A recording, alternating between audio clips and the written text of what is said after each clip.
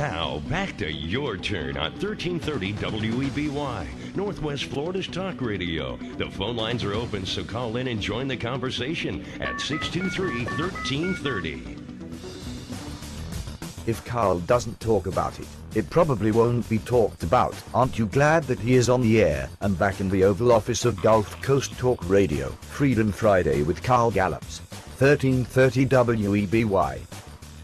All right, welcome back, America. Mike Shoesmith, tell us, so today you heard some disturbing information about a possible means whereby Barack Obama might try to solve the economic crisis. Tell us what you heard on Liberal Talk Radio. Yeah, but before people write me off as a complete lunatic, I want you guys to consider this. While I was waiting to come on the show at the bottom of the hour, they were playing the WEBY news feed, and one of the stories was that the federal government has now decided to honor all of the same-sex marriages out of Utah. Yeah.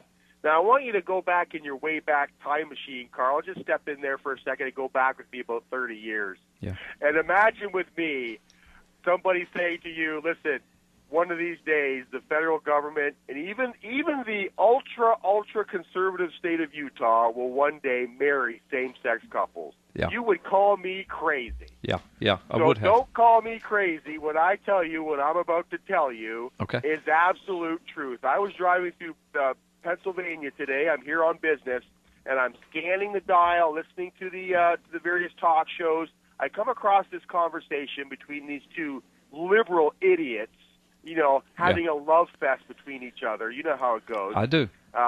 Yeah, because it's all drama. There's no substance there. It's all drama. And these people are talking about this utopic society in which they will, the 1% gets thrown down to the ground and kicked in the head, and the 99%, they rise up. And these two guys are not just a couple of morons talking to each other. These two guys are educated lawyers. These are lawyers talking this talk. Right. Now, we've documented in the past how lawyers are responsible for the rise in healthcare costs through the failure to enact tort reform. I mean, these lawyers have had carte blanche over the country for the last 100 years, and I think Brandon's going to get into that later on. But now the lawyers, they've had the chance to, suing over hot coffee and the like, bring the cost of insurance up to where it's at unaffordable levels to the common people, which has caused, a dramatic rise in people without health care insurance.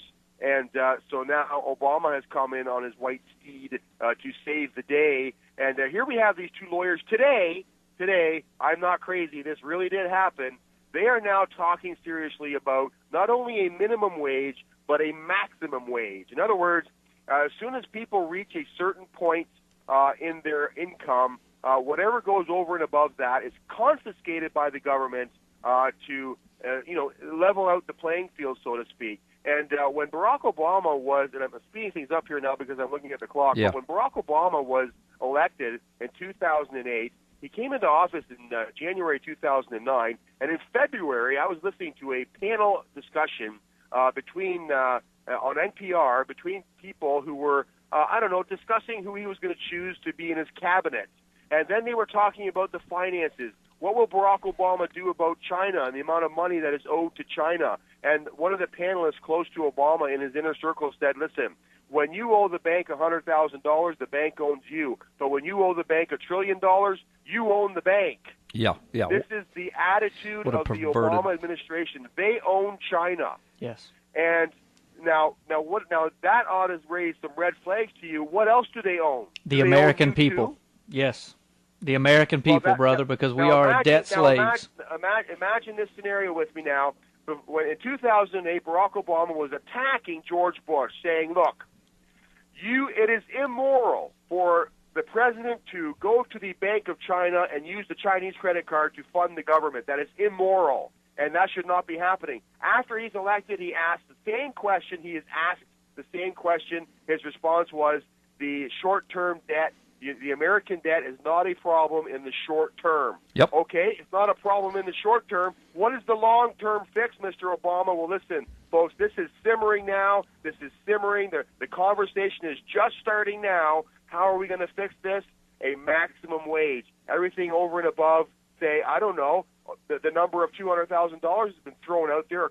$250,000 has been thrown out there. Someone has used that as a launching point, $200,000 as a launching point. I suspect there may be an attempt to confiscate monies that are earned over and above $200,000. Yeah. And listen, who would have thought 30 years ago that the federal government would be approving of two men marrying each other? Hello?